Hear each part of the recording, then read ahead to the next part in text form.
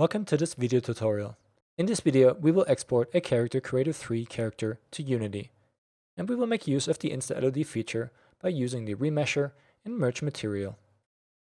And we will see how these features influence our characters when we use them in Unity. Let's get started. Here in Character Creator 3, I have a basic female character. I have not applied any morphs, and I just added some hair and a basic dress. Our goal now is to export this character multiple times through all the different features that InstaLOD offers. We can export our character either by going through InstaLOD and clicking on Remesher or MergeMaterial, which will open this Export FBX window. Alternatively, we can also click on File, Export, and FBX. Here in this window, our target tool preset will be Unity 3D. We will click Embed Textures, and for now we will not include any motions. Over here, we will click on InstaLOD, and first we will export using the remesher. Before we export anything, let's talk about levels of detail. Levels of detail are basically several versions of our character with different complexities. As our camera is very close to the character, it is important to see all the different intricate details of our character and to see the high-resolution textures. The further we move away from our character, the less important these details become. If the character is very far in the background, we can barely see whether the character is male or female, and what kind of hair and what kind of facial features there are. Any intricate details and high-resolution textures would be wasted on this character and would just eat up performance without any benefit. Thus, it is important to have several different versions of a character that can be dynamically swapped in and out as we pass certain thresholds of the distance of our camera to the character. As we move closer, at certain points we would switch out the mesh to a higher resolution one.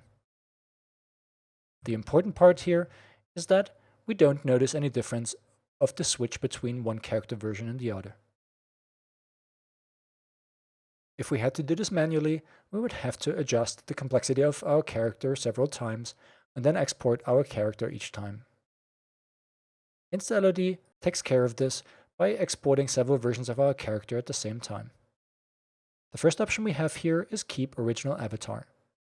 If enabled, we will export a version of our character that is not being optimized by InstaLOD and instead just uses the default settings.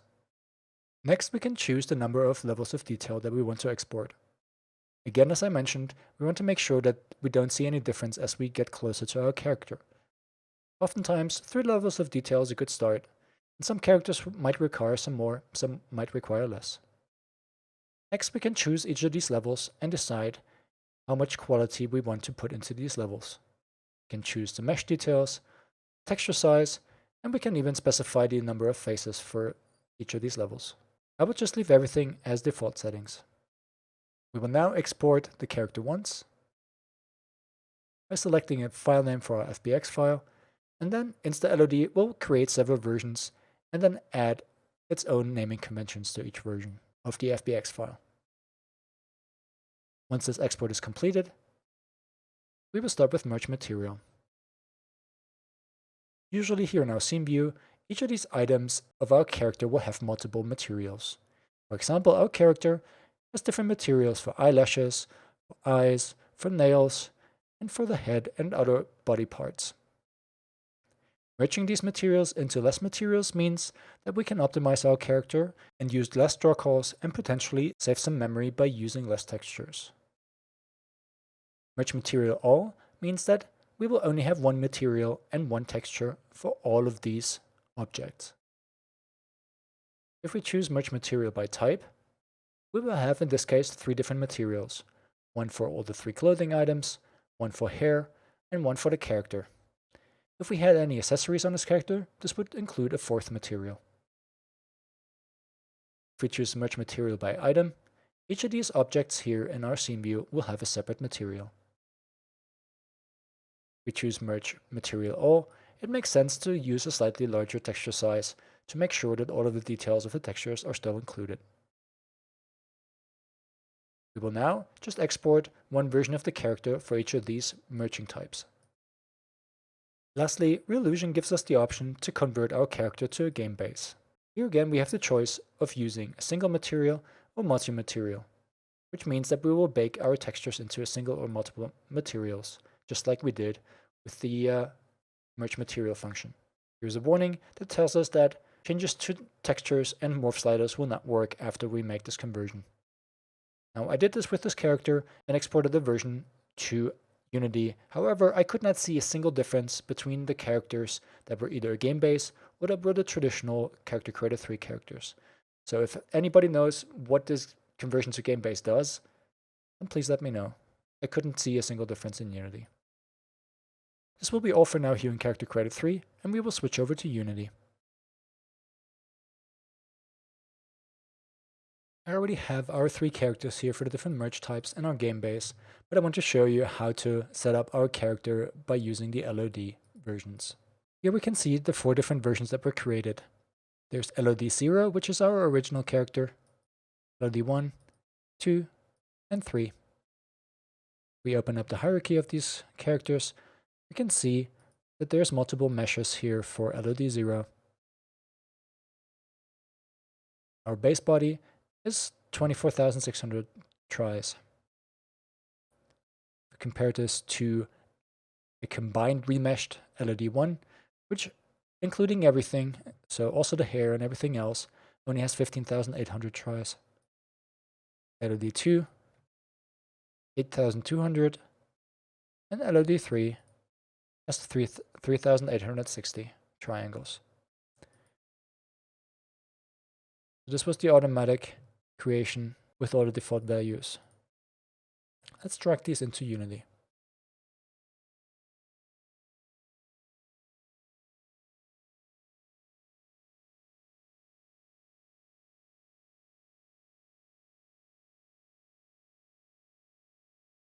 Already you can see a difference between those characters here. Now this character already sort of works. That is because it is very similar in setup to the game-based character that I already imported. But usually what we have to do is we have to actually click in our project view. We have to click on the FBX file. And here under materials, you can see that we use embedded materials by default. And then we have the option to extract textures and extract materials. I will first extract textures, and I will create a new folder for each of those different variants of the character.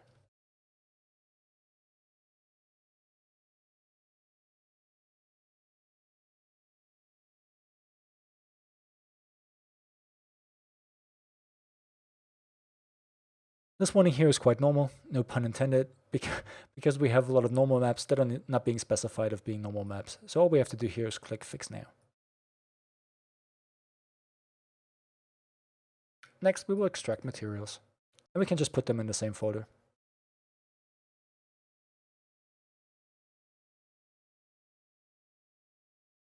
Next, let's go to our LOD1. We click on our LOD1 FBX here in our project view, and we do the exact same by extracting textures and materials, which would then result in our materials and textures showing up on our character.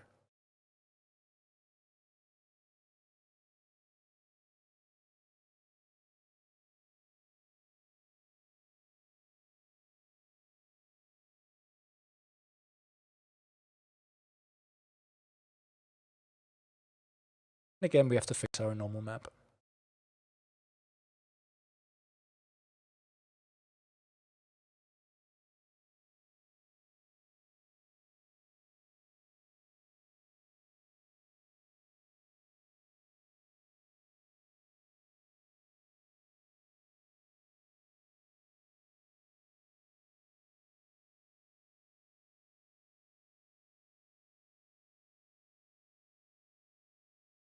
Okay, so here from left to right, we have our LOD 0, 1, 2, and 3. The main difference is that LOD 0, our original character, has separate objects for all the different parts of the body, including our hair. This is really important because we usually need a separate material for our hair in order to get the transparency to work correctly. You can see here, right now our rendering mode is set to transparent. We can change that by going to fade.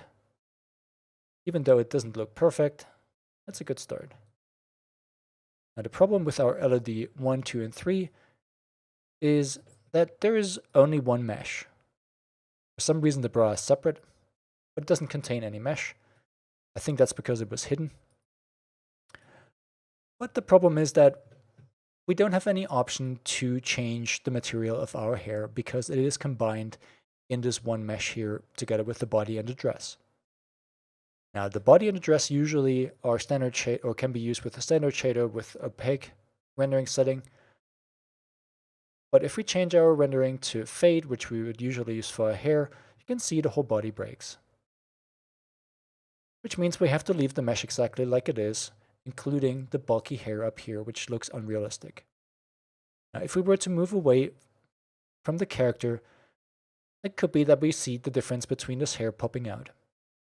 This is something that to keep in mind, and we will go back to Character Creator 3 in just a little bit. But for now, let's set up our level of detail setup here. The first thing we need to do is create an empty game object. I right-click in my hierarchy here, click on Create Empty.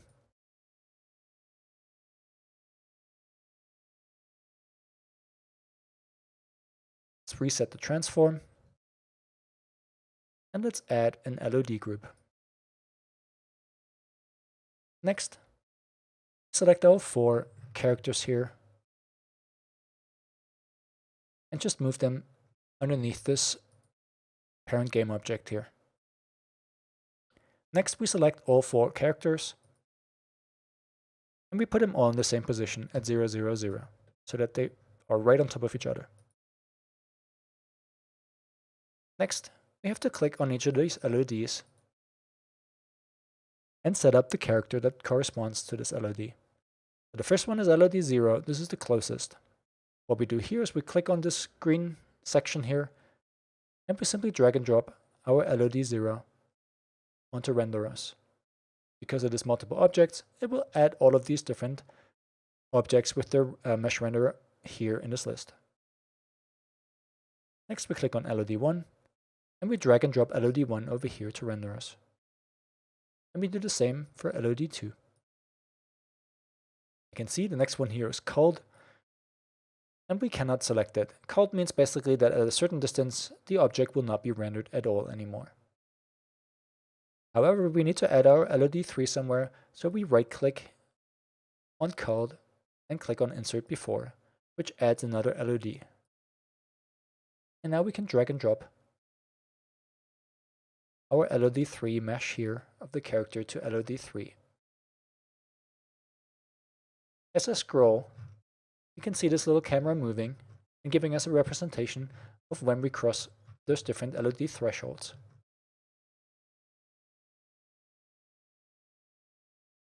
So you can see here, there's actually quite a big difference between the hair, and this might be noticeable for the player. Also, there's a difference here in how the dress was being optimized. But I think that's a good start for now. What we can do now is we can adjust those thresholds to our liking and choose when we want to cull the object completely. See, the object is popping out and in now completely, but this is so far away that in a busy landscape we wouldn't even see the difference. Alright, so how are we supposed to deal with this hair?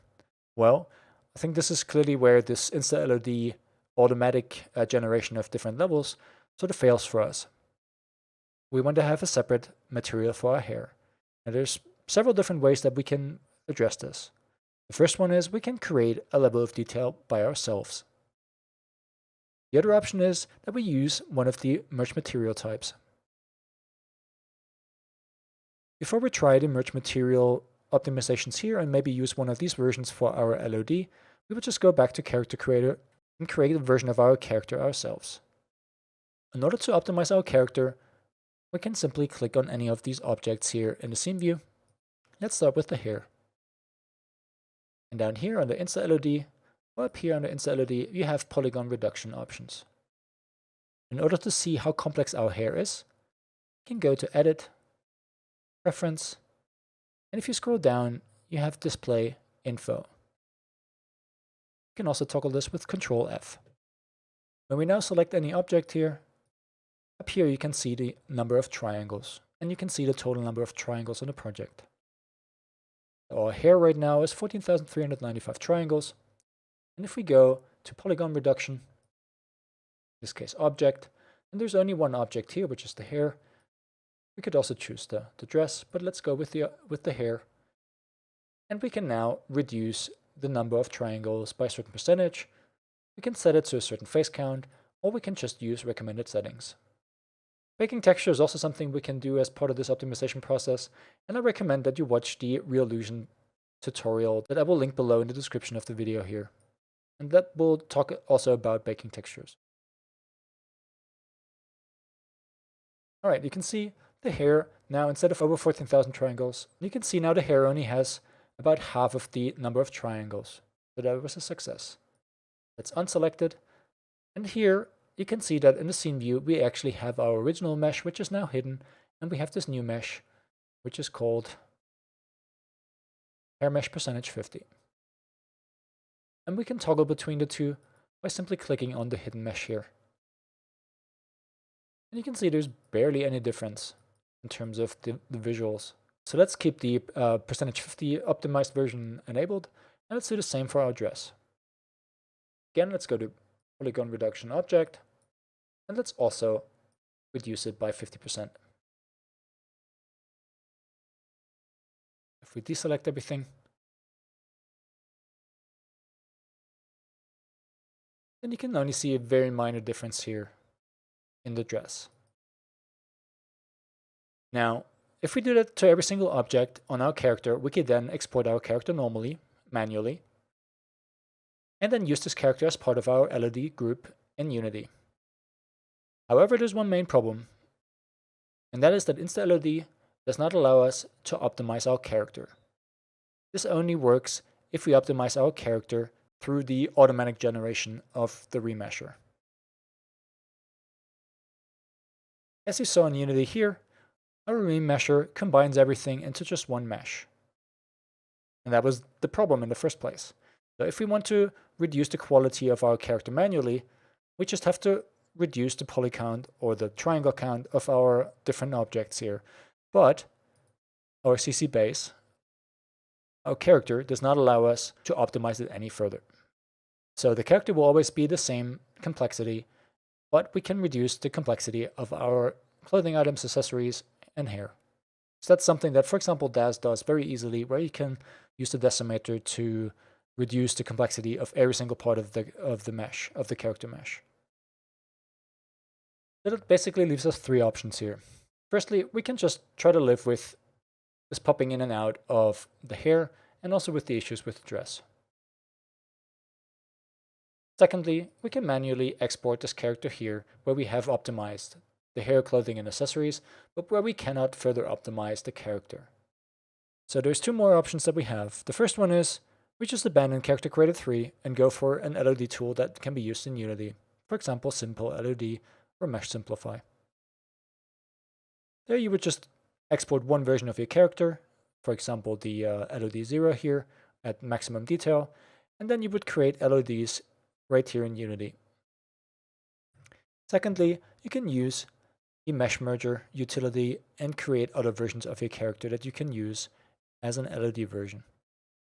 So let's have a look at these three characters where we merged materials. Number one here, we merged all the materials into one material. Now the difference here between this merge all character and the LOD setup is that we still have individual items for teeth, tongue, eye, and the body, and the hair, and the dress. However, all of these use the exact same material. That leaves us with a character where we have no control over the shader of the hair. So if we were to select the hair and change the shader here from opaque to what we usually would use, which is fade as a rendering mode, then you can see the character is all messed up. That kind of makes this version only usable if the character is very far in the background.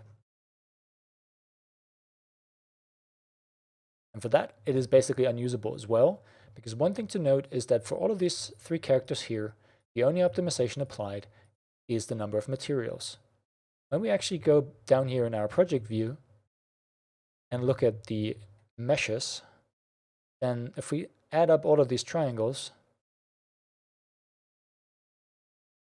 then there's no change to triangle count for the character. That means that even using this character very far in the background would be a waste because it still has more than 56,000 triangles, which at this distance here, where the hair really doesn't matter anymore, is just way too much.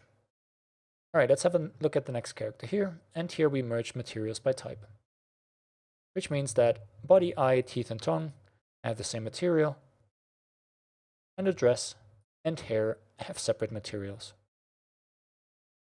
That means that the hair will actually look decent enough so that we can apply a separate hair shader.